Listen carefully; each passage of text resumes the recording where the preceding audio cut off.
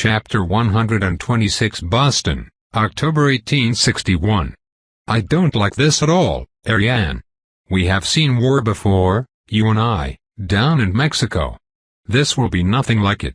Sheridan grumbles as we pass the door leading into the Boston Vampire compound.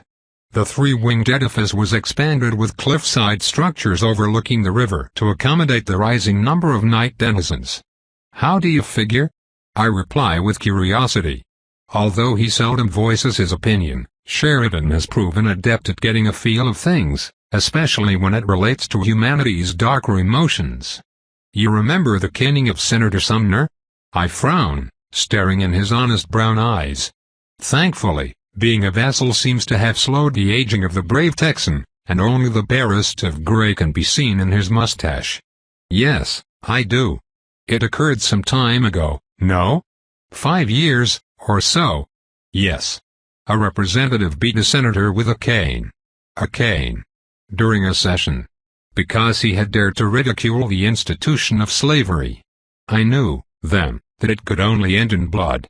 When violence is left free to roam without criticism from the party of the offender, then you know that both sides have stopped seeing the other as people worthy of the protection of the law. There are two sides divided by a burning hatred, and it will only end when one of the fighters lies bloody on the ground. I sigh. I honestly believed that it would not come to war, and that slavery would die out eventually. I even fully supported the Yukon clan in helping as many of their followers as possible to escape north by opening my lands to the Underground Railroad. Now, it appears that ideology has ignited passions to the point of no return. I know of civil wars from my father. Among all the deleterious events that can affect a country, war is the worst, and out of all the wars, civil war is the worst. Civil wars turn brother against brother, friend against friend. They sap the strength of nations and fragment families. Neighbors no longer trust each other. Communities fracture and die. After such a long prelude, the bloodbath will be cataclysmic. It would take, to calm things down, an ability to compromise that does not exist in the hearts of men. Will you do something? Sheridan asks. His expression remains carefully guarded. I know what he means. He wonders if we, as a community, will intervene. We do not have enough weight to stop the conflict. That would be impossible. We do, however, have the possibility to support one side and tip the scales in their favor. Only if we could reach a consensus. The only worst thing that could happen now is a vampire civil war on top of the rest. The Watcher knows that we will have our hands full in the immediate future. We move into the main building. Wilhelm the butler welcomes us from behind his desk, and I look left to see the main lobby filled with tables hosting a plethora of mortals, vassals and servants, all of them. I'll be at the bar, Sheridan says with a subdued tone. He walks to Melitone, who smiles when she sees him. I walk the corridor to the secured access to the council chamber. The walk down is more solemn than before this time, and everyone arrives before the official starting time, including a harried-looking Melusan. 31 wardens and their seconds standing behind them sit in a circle, with territories ranging from Mexico to Quebec, and from the Atlantic to the Pacific. Only 22 are lords and ladies. Some of the wardens, like me, are still masters. Constantine is last to arrive, though he is, as always, strictly on time. He strides to his stone chair and addresses us without preamble. Ladies and gentlemen, I will break tradition by starting with an important statement. Today, Spain, France, and the United Kingdom have gathered in London to discuss a military intervention in Mexico for the official purpose of debt collection. I have received word from reliable sources that the French do not intend to withdraw from Mexico, and furthermore that the intervention itself was pushed forward by a certain masked faction hostile to the Accords. The armies of Europe will make landfall within the end of the year, and they will bring with them the forces of Mask. War is upon us. Whispers spread through the room. I do not react, as Safar is the source, and she sent me word before the meeting. Now, I hope many of you have read the war provisions of the Accords. I am as of now declaring a state of emergency. You may no longer communicate with your allies, trade partners and so on if they are part of the expansion faction of Mask. You may no longer invite them on our soil, and when they attack, you are duty-bound to join us in the defense of our lands. The whispers disappear and the implications are made clear. I know that some of you might be reluctant to break ties. I know that some of you see this land as a temporary position, and wish to rejoin Europe soon. I will be generous. In a week, there will be another conclave. Those of you who wish to change allegiance can signify their choice by not attending. Please note that this will be considered a declaration of war, but war within the boundaries of the standard customs. You will have one more week to leave the continent with whatever you can take with you. If, however, you stay and it turns out that you are helping the enemy, you will receive the treatment of a rogue. I hope this is clear. Death for the transgressors. A suitable punishment for abusing Constantine's generosity. With his message unambiguously stated, Constantine straightens his spine. I may not be the smoothest politician, but I know myself enough to realize that, so far, we have not been treated seriously. The accords have held because they were a convenient way to regulate relationships between vampires from very different backgrounds, and with very different expectations of the life they would find here. To many, our rules were a means to an end, and our community, merely the result of circumstances. Constantine's demeanor turns unusually cold. I understand his purpose. He wishes to remind everybody that he is still a progenitor, one of the most powerful vampires in existence, and certainly one of world's topmost archmages. When you go back to your fiefs to make your decision, I want you to remember that the expansion faction does not come here to add us to a healthy community. They are here to reap the harvest of our labor, and to absorb our resources in their pursuit of forceful unification. All that you have built here will be taken and employed, up to and including your own freedoms, because a faction on the path of total war acknowledges only two groups, their subjects, and their enemies. Do not mistake their promises and bargains for anything more than the offer of a fancier collar around your necks. We, on the contrary, are a known quantity. You know me, you know the rules, and you know that they do not stand in the way of whatever purpose you pursue. This is the Accord's first true test. Are you willing to step up and defend what we stand for, or are you willing to roll over for whatever scraps the expansion faction throws your way? You have until next week to decide. That is all. We do not speak. Constantine has proven himself unusually eloquent. I suspect the delicate touch of Saphar and Melitone.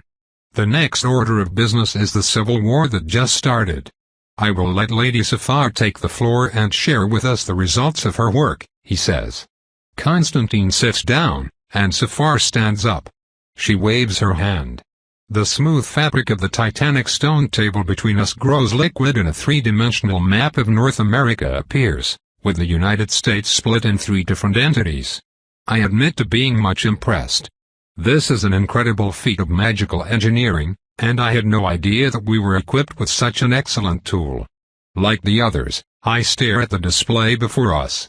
The territories going from Texas to the southwest, to Virginia in the east, are contained in a single entity named Confederate States of America. The other side, much larger, is qualified as the Union, while 4 states are labeled as border states. They form an horizontal line separating the two antagonists. Saphar's demeanor changes from intimate to that of the university lecturer.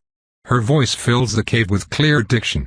First, I would like you to understand that this conflict is like nothing we have experienced here before. The United States Army only numbered a bit above 15,000 2 years ago. Now, upwards to 100,000 men are being rallied on each side, only limited by the inadequate means to train and equip them. It is too early to say who will have the advantage, yet right now, we can already tell that both sides will be formidable. They both have access to West Point graduates and Mexican War veterans. They both have a large amount of volunteers. In the long term, we believe that the Union will gain the advantage through their overwhelming industrial production if the conflict lasts. On the other hand, many of the Union recruits are city dwellers who may need time to reach peak physical condition. Saphar waves again and the border states turn gray. Right now, those are states that refuse to leave the Union but still allow slavery. We expect them to become fully absorbed within the next year. The Union states turn gray. The victory condition for the Union is to invade and disband the Confederacy. Nothing short of occupation will suffice. Now, the Southern states are lit. The victory condition for the South is twofold. They can crush the Northern armies to victory, however we do not believe this outcome likely. Even if they won battle after battle, their weak infrastructure would not let them maintain the supply lines for long campaigns in the North. The other solution, and the most likely to occur, is for them to fight the Union to a standstill. They only need to last until the next elections. If war weariness prevails and Lincoln is soundly defeated, they can sue for peace. This would split the United States in two. We consider this possibility in silence. If this were to happen, the tension between the two entities would surely lead to another conflict down the road, if only because the North would actively support escaping slaves with no rules in place to stop them anymore. No matter what happens, the war will be extremely bloody due to the ideological nature of the conflict and the lack of strategic objectives. Blood will be shed, ladies and gentlemen, and a lot of it. This cannot be avoided. The question remains, then. What do we do? I have spoken. Safar sits down and Constantine replaces her. The map of the land still lies before us in liquid obsidian, the border new and unsettling. We normally do not intervene in mortal conflicts when armies meet on the field of battle, and territory is exchanged by treaty. There are, however, precedents for taking a more active part. There are also precedents for such an intervention to trigger a vampire war, one we cannot afford right now. As such, Constantine continues, I suggest that we vote on a resolution.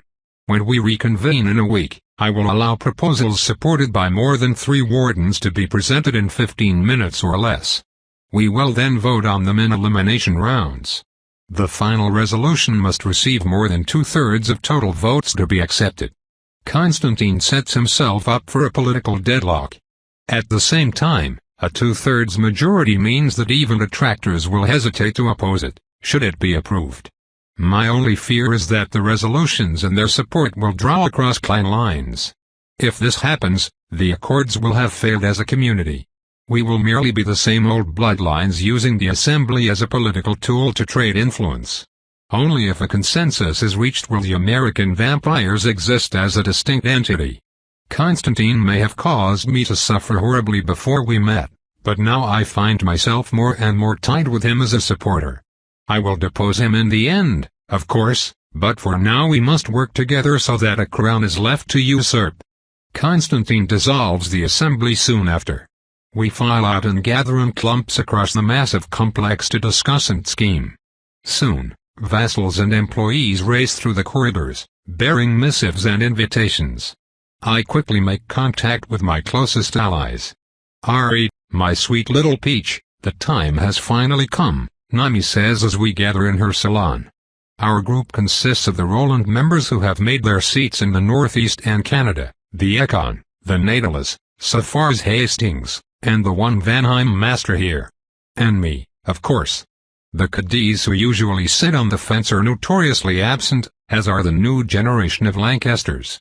Some of our more lukewarm supporters have also made themselves scarce, an unwise move.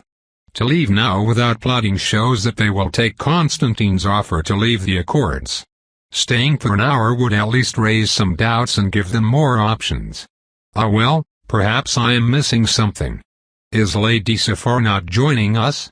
The Vanheim master asks. His name is Vadim, and he is strangely effeminate with a narrow face and a thin frame. She will return after she is done with Constantine's summons, I tell them. The information circulates in the room, everybody understanding the implicit message. Constantine supports us who might very well call ourselves the Union faction. The backing of the speaker gives us an edge. We need to start working on that resolution, one of Safar's seconds notes. We agree and add ideas and conditions to a list, with the optics of bringing the neutrals to our side. Safar eventually joins us and informs me that Constantine wishes to talk. I agree, and tell her one last thing. I want to negotiate with Lord Adam of the Roland. Safar shows some surprise at the mention of a man who sued me in the past. I seem to remember that you two have been at odds on several occasions. Yes, and now I possess a decent knowledge of his assets and priorities. I believe that I have a chance at convincing him to switch sides. Safar offers me one of her rare genuine smiles. I did not plan to try and convince him. I thought him a lost cause. All the better if you can manage it. Do let me know how the negotiations go. Certainly. I'll leave the impromptu reunion, passing several couriers on my way down. Sheridan has left and I do not know where he went, but that is fine. I ask a mate from Wilhelm to carry my request for a meeting to Lord Adam, and in the meanwhile, walk to Constantine's office. His 2 bodyguards and renegade Rosenthal's secretary let me through the very same moment. The speaker awaits at his desk, fingers intertwined as usual. More documents litter his desk than I can remember, while the bookshelves lining the wall show more disorder than usual. Our leader has been busy. Ah, Ariane, excellent. I have a mission for you, if you accept it. You still have that, proof of concept chip, do you not? I rejoice in my heart. Could it be? After all those years? Yes, I do. A repurposed brig with a light plating and a full complement of Vrger guns.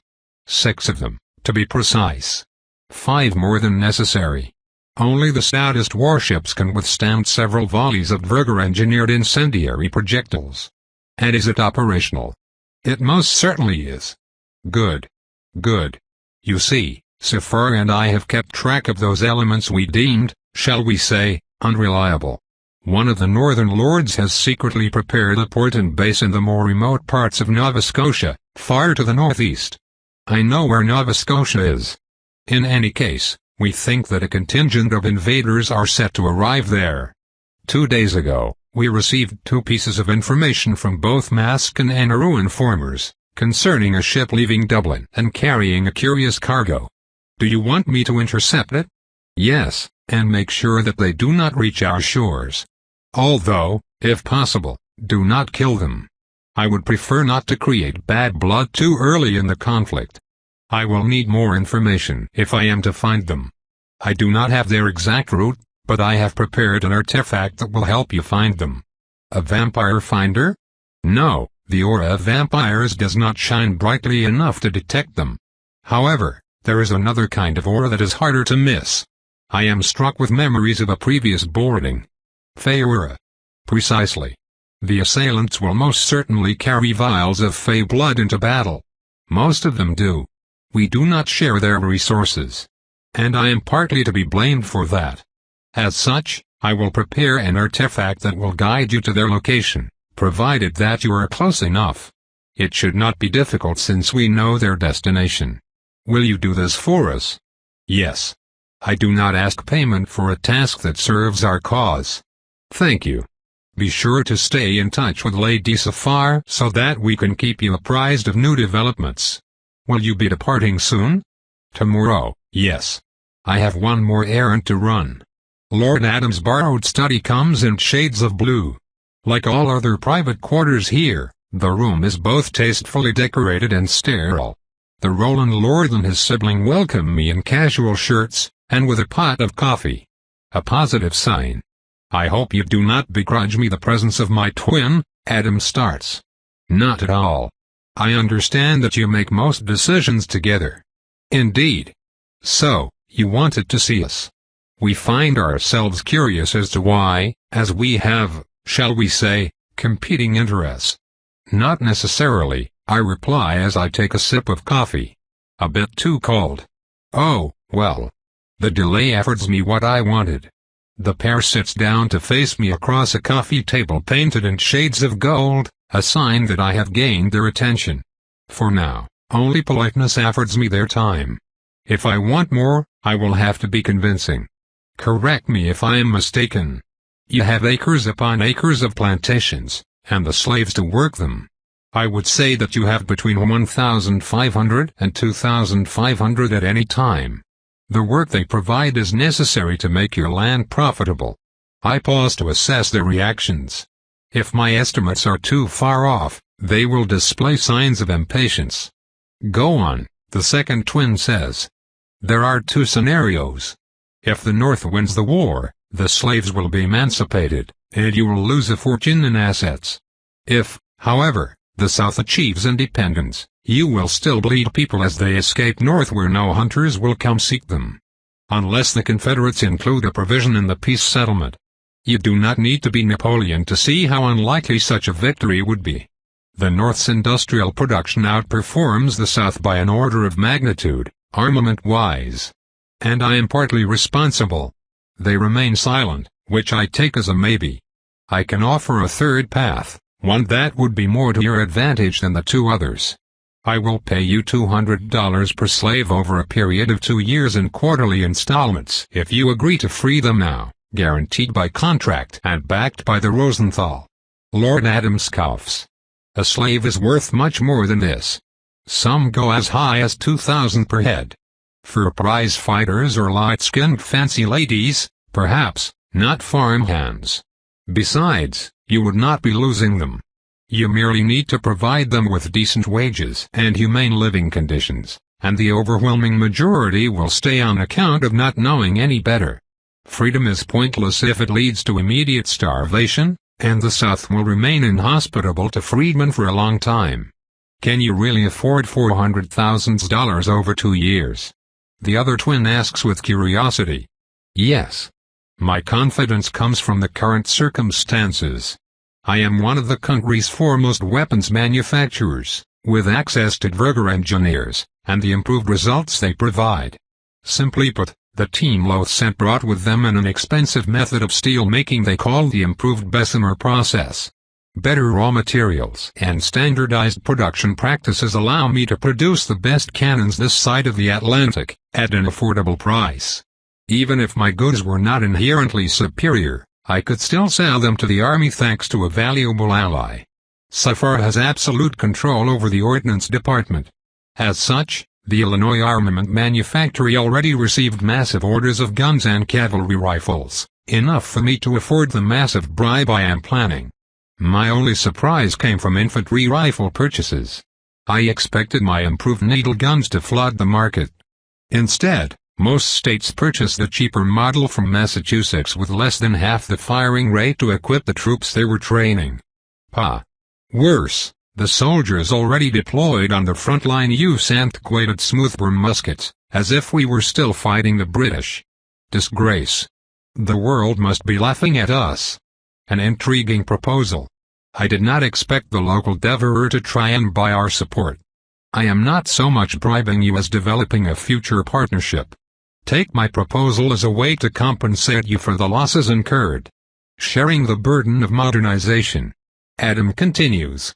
I am glad that we see eye to eye. Precisely. It leaves us with a major problem, the other twin says. You see, one of our major sources of income is slave trading. I force myself to take another sip of coffee to mask my surprise. I did not know that they had an interest in this sector as well, despite my inquiries. This is problematic. The two lords exchange a glance. Eventually, the twin nods to Adam, who in turn addresses me. We find your offer interesting, but as Adrian mentioned, this merely covers the losses of one part of our business. A Confederacy victory remains the preferable outcome. What to do? I have no solution. Slave-fueled agriculture can transition into standard agriculture, but slave trading itself cannot be replaced since it will be entirely illegal. I need to find something else. Can the circumstances help me? How else could I compensate them? Oh, of course. There is one aspect of war that can only go one way, I tell them, certain of my guess, the control of the ocean. General Winfield Scott's plan to blockade southern ports cannot fail in the short term, and you, gentlemen, export a great many things. I know that they sell cotton, sugar, and tobacco abroad. No matter what, their trade lines will be disrupted for a long time, condemning their export-focused business to failure. What do you propose? The second twin, Adrian, asks. I do not miss it. Their perfect immobility and contained auras do not reveal anything of their inner thoughts, which means that I have hit the nail on the head. Lady Safar taught me this little trick, that old ones who lack practice increase their control over themselves when they want to hide something. They have taken the bait. An exclusive agreement. I will purchase your cotton in bulk for the next 3 years at pre-war market rate. All of it. All of it. Yes. In return. In return we emancipate our slaves and support the Union faction in the coming vote. No, you support the Union faction for the duration of the war, and at least 3 years. Whichever lasts the longest. The duration of the war or 2 years, Adam corrects. That is fine. Open support. You let it be known that you are both on our side. Once again, the twins exchange a silent glance. We find your proposal interesting. But we need to discuss it in private before we agree to your terms. I hope you understand. Of course. No lords and ladies agree to anything important without pondering the question for at least a day. A tentative agreement is all I can hope for now. I do. Before I leave, there was one last thing, I say as I stand up. We are the curators of this world, or shepherds, if you prefer. We are denied innovation and artistry, but we are granted cold intellects, and long-term mindsets to offset the loss. I would argue that slavery holds you back economically and socially, but I know that you may remain unconvinced. Instead, I will ask you to examine what your instincts tell you.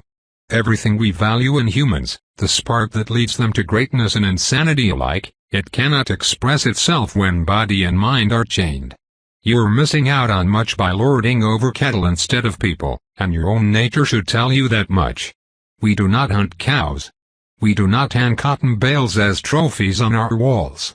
I can provide the machines to replace the hands you need to increase your wealth, while those hands can work on the drawing board or the canvas instead.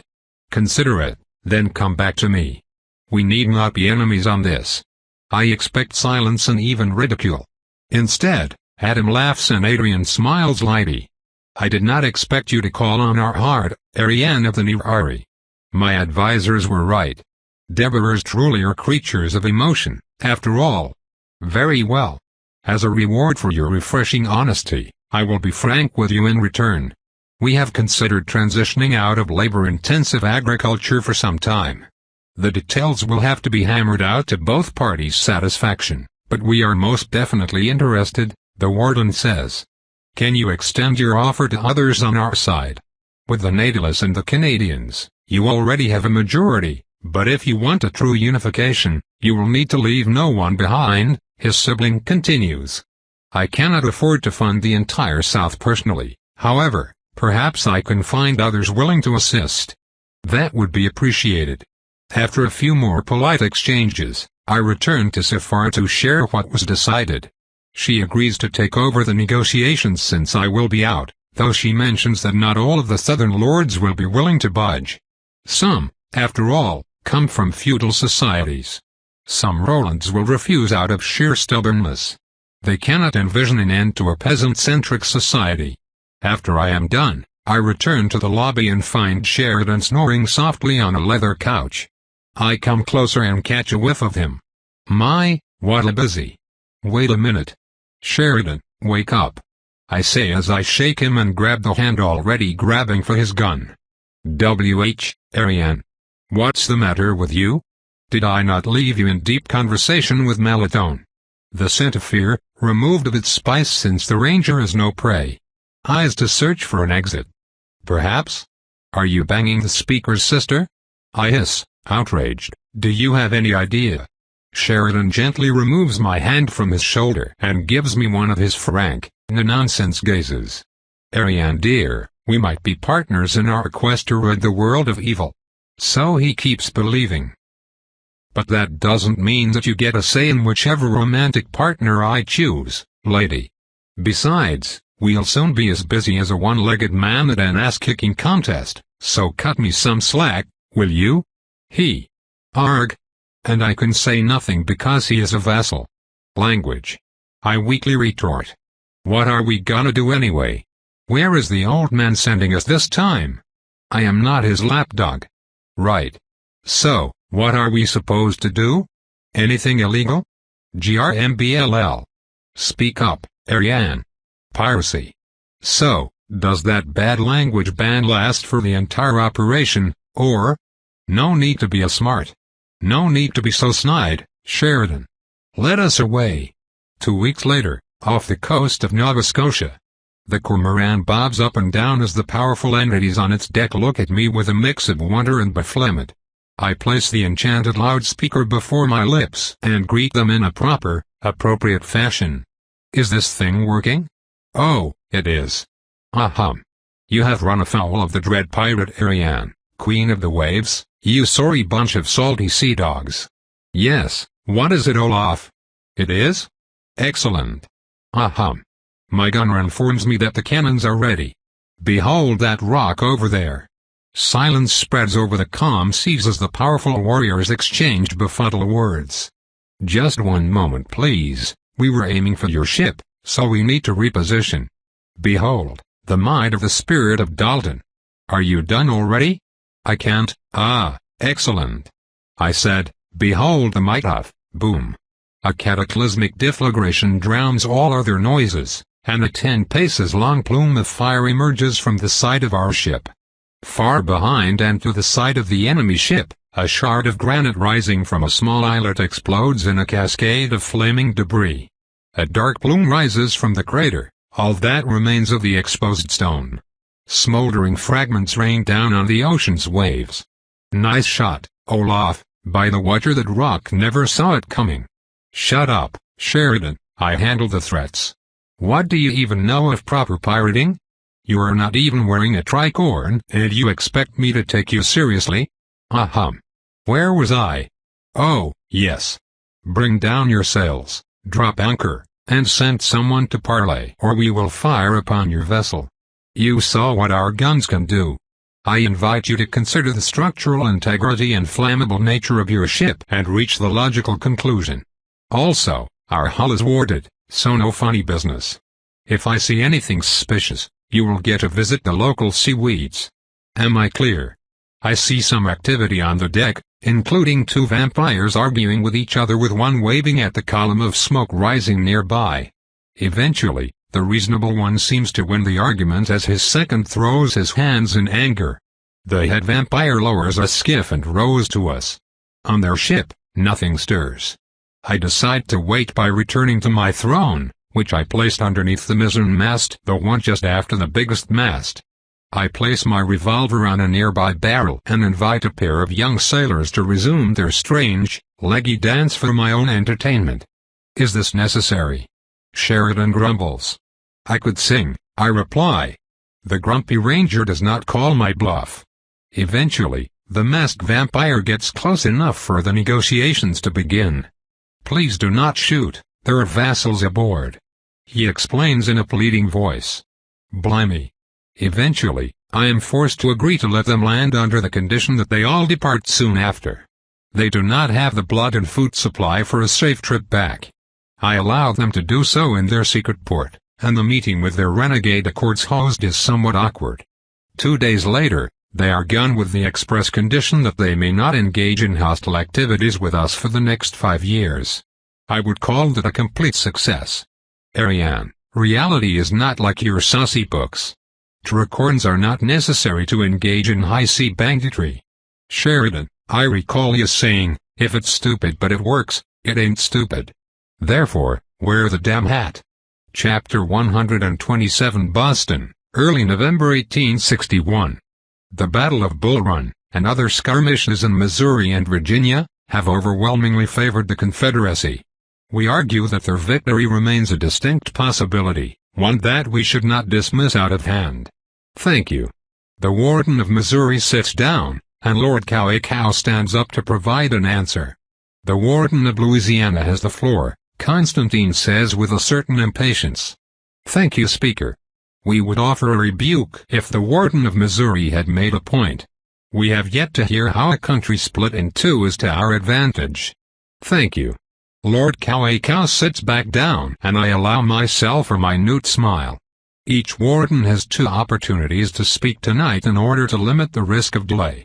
With his answer, Cow both preserved his vote, and offered a scathing retort. Next, we shall hear the proposal of Yan, Warden of Virginia. You have the floor.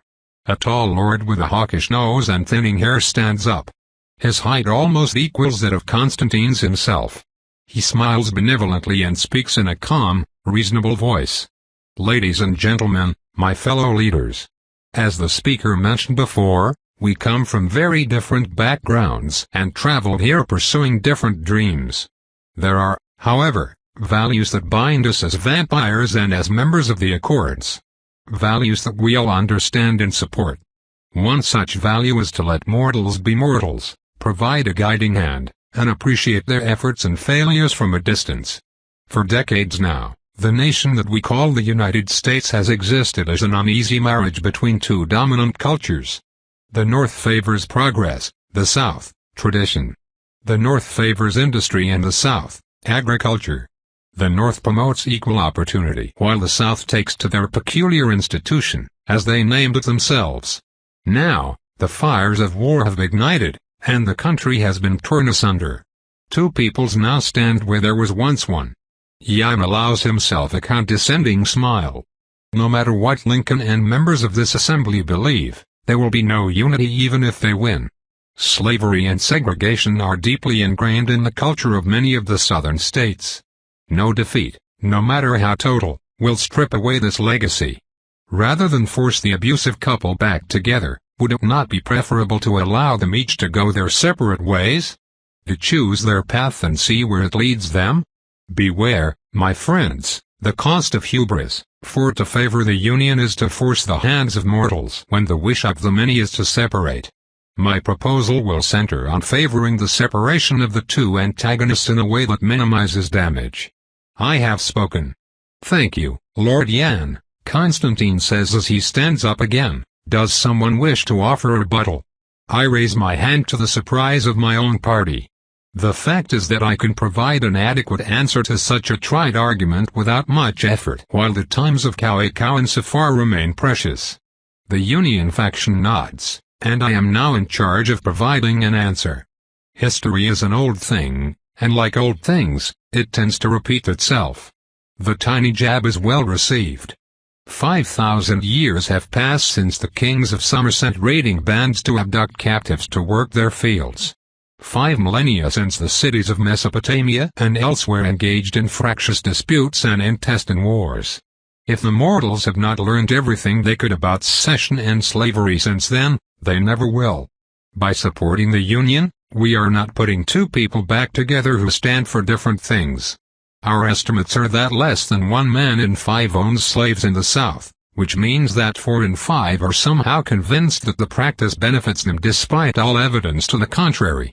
What we are doing is severing the powerful hold that slave owners have over public opinion. Constantine and the others appreciate brevity. Deep inside, none of us will be swayed by words, as we are all creatures of conviction.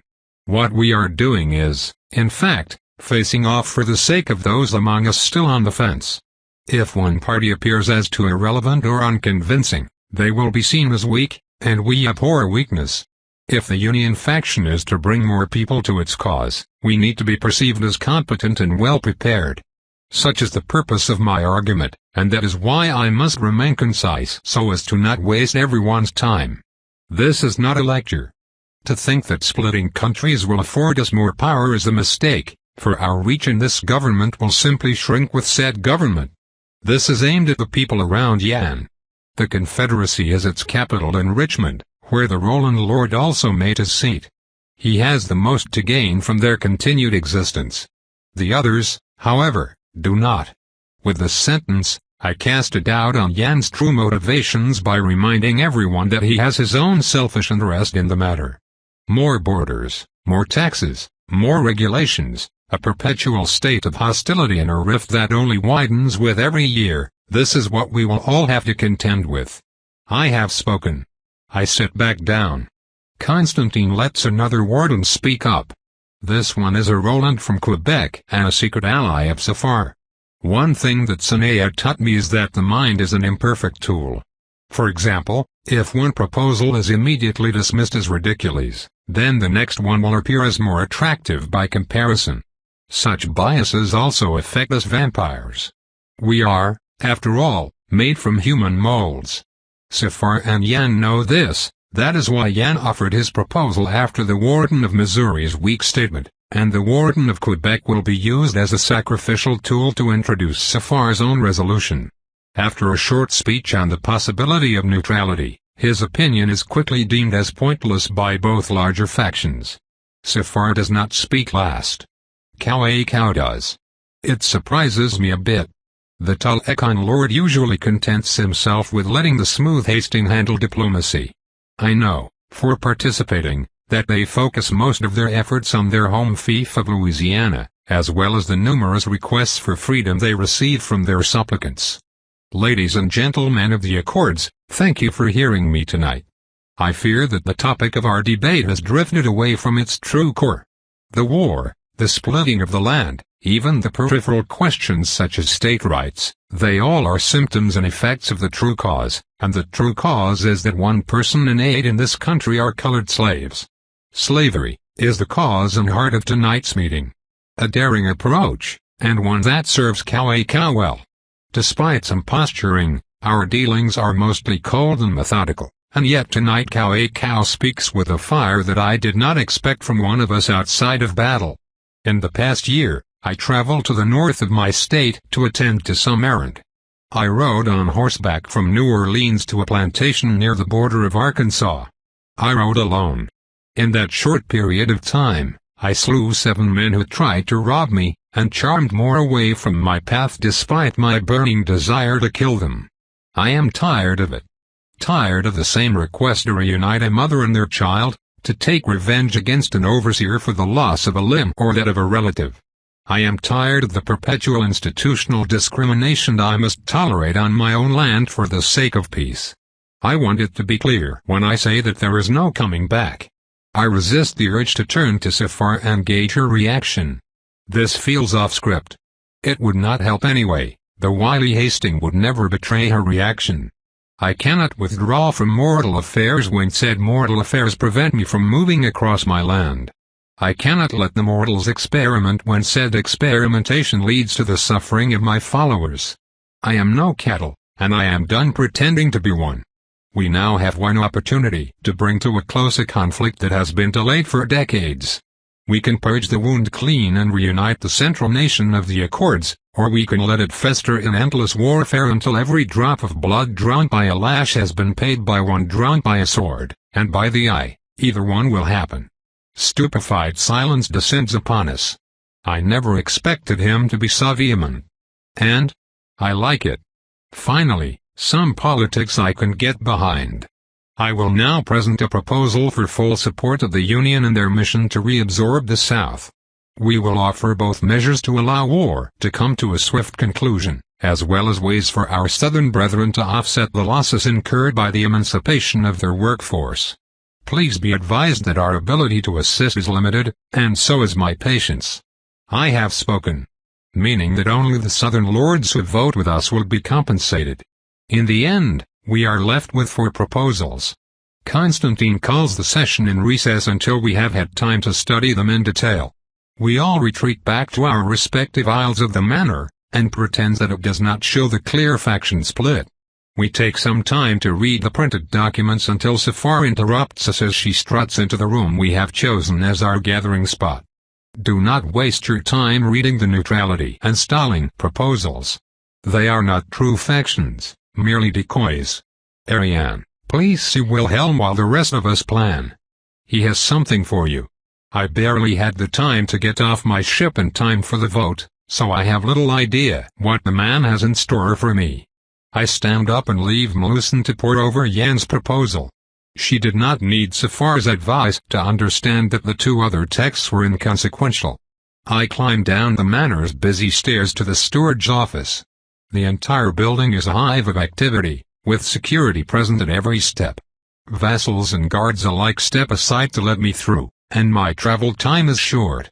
Wilhelm's office is still earthy and cozy, with woods and earthy tones, but the mood is less welcoming now. An armor stand occupies the corner. Sheathed blades hang from several pegs on the wall. The man himself reviews a map on his desk, and casually invites me over to join him. We are mobilizing, he informs me. Wilhelm has dirty blonde hair and a tail, and his beard looks wilder than usual. He is much more woodsman than butler. Most masters and lords who have not left are now training in teams under the direction of a few battle lords and experienced fighters like Neminata. One of our 3 training grounds is in the state of Texas, in the Nautilus compound. Lord Jarek just sent us word that he expects to be attacked. I need you to go there and support him during the evacuation. We are not going to attack. Wilhelm sighs, his muscular frame making the gesture more visceral. We are not ready. You have never been in a vampire war. Not yet. Vampires are most effective when fighting in squad-sized groups, but the volunteer teams we have need to work their kinks out in order to be even remotely effective. We will not have the time to match the coordination of some of our foes, but even a month of training will make the difference between a bunch of fighters vaguely on the same side and a functional raiding party. We do not have a month. The Europeans are moving in. It feels rushed. Are you certain? Yes, and they are right to do so. Lord Jarek wants to transport his retainers and the fighters he has trained north, by sea. The land route would not allow fledglings and mortals to make it out in time. The old monster asked you by name. I'll have the Dalton Spirit depart immediately. They can help with evacuation, but you must leave immediately. Vadim will help you travel to the compound. Can I count on you? Yes. Vadim will leave after the voting session. If you need anything, let me know. Understood. I will be off then. I'll leave the office and make my way back to our shared office, only for Melusan to stop me by the entrance. I am still wearing a formal dress, but she is not. I recognize the armored suit I had made for her and enchanted myself, with an elaborate heart protector and an integrated focus in case she loses her usual gauntlet. I designed it from the top down to serve my faithful second. I even wrote Hussy on the inner plate of the heart protector before sealing it shut. Truly, it suits her. Hunting something? I ask. I am coming with you. I have been cooped for too long doing politics. Even a Lancaster must sometimes partake in the king of all hunts, lest I forget the taste of my own blood. The king of all hunts being other vampires. Indeed. So, do you accept? I was not aware that I could refuse. Melusan is a city master, and our agreement is clear. Of course. We only need to make sure that Vadim can transport the both of us. He said that he could, because we both have blood-bound nightmares. The strain will be lower on his mind. Very well. After the vote. After the vote. Times are grave. We did not even bicker. The vote goes exactly as predicted. Every round, the proposal with the least votes is eliminated. Stalling is dismissed first, then the neutrality proposal goes next. Surprisingly, it received support from a few more people than I expected. Not enough to make a difference. Only 27 wardens remain after last session's warning. 17 vote for support of the Union, while 10 vote for support of the Confederacy. Thanks to my and Safar's actions, a number of Southern lords have joined our cause, including the twins. The opposite side is led by Yan, unsurprisingly, and a few Roland and Cadiz including that backstabbing prick, Lord Saron. Swar has voted in favor of the Union, even though he has much to lose financially. His support split the Cadiz faction in two. Another vote, and the stalemate remains.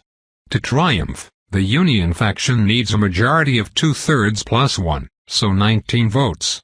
We are too short. Constantine ends the session with the next planned in 3 days to allow both sides to conduct backroom negotiations. I fill the necessary paper to delegate the voting rights of Illinois to Safar while I am absent. Melusan could have done it, but she is coming with me. You can depart in peace, Safar tells me. I will work on the other side while you go rescue the big lug. Do keep him alive, please. It might be difficult to convince Yan. Not really. He already contacted me with an absolutely outrageous proposal. I refused, of course. You did? I asked with some surprise. Not only was that asshole overly greedy, he also dared to condescend. I know his type, and they always think themselves too clever. I will deal with him on my own terms. Have some trust in me, Ariane. When have I let you down when it came to Florentine politicking? Florentine politics is always a letdown. Pa. You, and the other honor bond straight arrows. You are lucky to have me to steer the ship through those murky waters. In any case, I wish you good luck. Extend my salutations to Jarek and please make sure that he survives. There are few who call themselves his equal when it comes to physical prowess. Yes, he is a mighty warrior. Warrior? Oh. Yes, of course. What? You'd better be on your way. Safar finishes. I return to my own quarters and change into my full battle gear. I no longer travel without access to it, and I even have a compact chest that I can fasten to my back in case of emergency. Although it might be unwieldy, I would rather appear ridiculous than be again caught without all my tools of destruction. And besides, who would make fun of someone capable of holding a huge chest on her back? No one with any lick of sense. After writing a list of instructions to Sheridan, who once again disappeared with Melatonin somewhere in the bowels of the complex, I grab Melusin and we make our way down. We find Vadim already waiting for us by the stables. The Vanheim master sits atop a nightmare bred for speed. Zana, Melusin's mare, embodies the picture ideal of a lithe romantic horse. Pathetic. By contrast, Metis is a solid war horse who can plow through a battle line without tragically collapsing for a nearby painter to capture. In fact, she even plowed through a werewolf army and emerged on the other side with bloody hooves and a tasty treat of werewolf ears. I can ask for no better pony. Almost as if she was designed for me.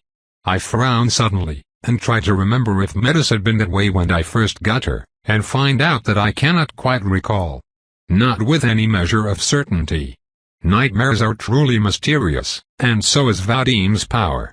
He addresses us as we climb on our mounts. Neither one of you have traveled with me so far, so you should listen. There are rules. You must not stop. You must not stray away from me. As much as possible, keep your eyes on my back, and for the love of the eye, stay silent. It will be difficult enough to travel that distance in a single night with 3 people. I will need all the focus I can get. We understand. With one last nod, Vadim rides down the path to the house-filled valley, where the attending mortals dwell. We accelerate out and, contrary to the usual, leave the main road leading to Boston. The nightmares ride through the underbrush with haste, their hooves trampling the ground. We ride faster still. Trees to either side rush by in our maddened cavalcade. I can still spot the shining lights of civilization in the distance. Come on, Vadim mutters. I think I can see the road in the distance. And suddenly I cannot. The lights, so numerous a few moments ago, disappear one by one until their very existence becomes like a memory. Darkness, not the peppered black of the night sky, true darkness, spreads around us. I can no longer see the heavens above us through the suddenly dense canopy. The distant sounds of the city fade in moments, replaced by the silence of the deep forest. The young trees of a young forest give way to ancient, ossified trunks covered in scarred bark, twisted and gnarled with grasping roots worming their way through the damp loam. Any other creatures would have had to slow down to avoid the many pitfalls there, or risk snapping their legs like twigs. Instead, the nightmares rush with renewed vigor, and for good reasons. We are, after all, in their world now. I resist the urge to call upon a light spell, unused the impenetrable veil that blocks my sight. Anything that attracts attention here would be unwise, as there are things that call this alien world their home. Sometimes, whatever small radiance makes its way down from above glints on a spider web, on small glittering eyes hiding amongst the heavy boughs. We stop for nothing. Whoever falls there will be condemned to amble through the infinite forest until the thirst claims their minds. Time soon loses its meaning in the typical fashion of the space between spheres. I have no need to direct Metis as she knows exactly where to go. I do not let the fear of the unknown grasp the cold part of my mind. Instead, I call my instincts to the surface and ride on the euphoric wave of the exhilarating journey. We no longer need to appear human. We can cast aside our worries about the war, both the mortal one and ours, because we have no way of impacting it for now. There is just us in the dark world of nightmares, the prey we will find at the end of the trail. I turn to Melusan and give her my best smile. She spares me a glance. A deep understanding passes between us, one that needs no words, and her serious air melts under the euphoria she allows herself to feel. We hiss together and the nightmares answer with amused snorts. Vadim's back relaxes. He joins us. And then something moves in front of us, something massive. I hear a growl. I spot matted dog fur. We have no time for you. Get out of the way. Roar. The war cry is echoed by two others and the angry knees of our flesh-eating partners. The thing growls more and shuffles away, more annoyed than scared. I laugh at this amazing scene and we continue, never stopping. It takes us a small eternity to see our destination. I can tell that we approach when the fabric of the forest fails, and we catch whiffs of pine and iodine. Just a little more, Vadim mutters in an exhausted voice. One last effort, and we burst out of the forest edge and onto a sandy beach, the sea crashing underneath the hooves of our mounts. They slow down. I can feel the heat radiating from the tired Metas and the shortness of her breath expanding her powerful flanks. Her glossy hide is wet with sweat. Vadim's is barely better. The Vanheim master slumps on the back of his ride. He is spent. Come on, we are nearly there, I tell them. I recognize the coastline for having traveled it several times in the past. We are several miles north of the Nautilus village. The frigid wet of Boston is far away. The weather here is clement enough that a small shawl over a dress would suffice. We have crossed 2,000 miles of land in only a few hours. No creatures on Earth can match that speed. An impressive display, Vadim.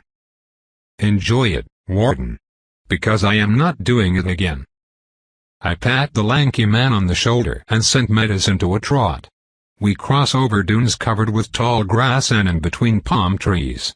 I understand that Vadim fell short by about 20 miles, but I can hardly complain in the face of his extraordinary performance. It will take days for the spirit of Dalton to travel so far south.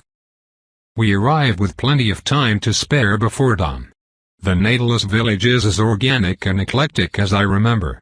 While most of the newer buildings show a definitive Hispanic influence, the vampire dwellings range in style from wooden huts to alpine chalets. Anyone watching it for the first time would believe that they have stumbled upon an impossibly sized carnival, blue shutters on white walls offering a counterpoint to high-peaked dutches that would not look out of place on the shores of the Black Sea. The entire city squirms with moving mortals loading and unloading skiffs carrying cargo to transport ships. They work with singular discipline that armies would envy. A powerfully built master oversees the process, surrounded by an entourage of administrators. We maneuver through the moving files and dismount to address him out of politeness, but he moves forward and hails us as soon as we come into view. Are you Ariane of the Nirari? Yes, and those are Vadim of the Vanheim and Melusan of the Lancasters, I reply.